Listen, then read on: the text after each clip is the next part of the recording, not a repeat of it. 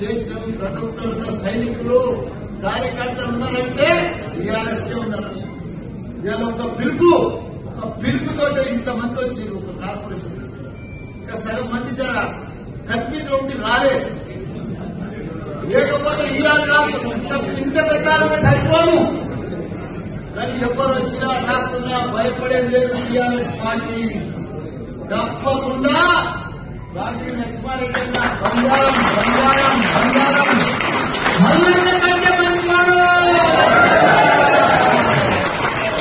ఎందుకంటే మల్లన్న కంటే మంచివాడు నాకంటే ఎక్కువ సేవ చేసి ఎంతో మంది పేదలకు ఆపరేషన్ చేసి ఒక 20 సంవత్సరాల సేవ చేస్తున్నాడు. అసలు నాయకులు ఎక్కడ కూడా మనకు దొరకడం మన అదృష్టం. మనకి ఇంత మంచి ఎంపీ అటువంటి మనకు దొరకడం మనంతా అదృష్టం. ఇప్పుడు మేడ్చల్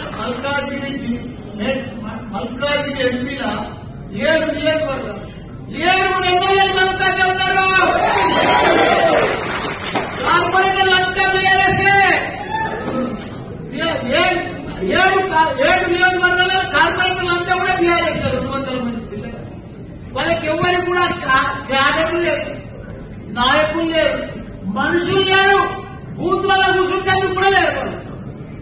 కాకపోతే కొన్ని అవిశ్వాసం కొద్దిగా లోకల్ స్థానిక నాయకులు అవిశ్వాసం పెట్టుకొని డిస్టర్బ్ అయ్యారు. కానీ లేకపోతే మన నాయకులు మొన్న ఎట్లా కనిపించింది బ్రహ్మాండంగా.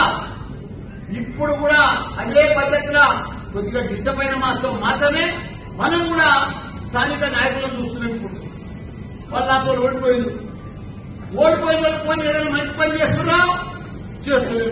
వాళ్ళ 3 నెలల్లో బట్టి వాళ్ళ దౌర్జన్యం విషయం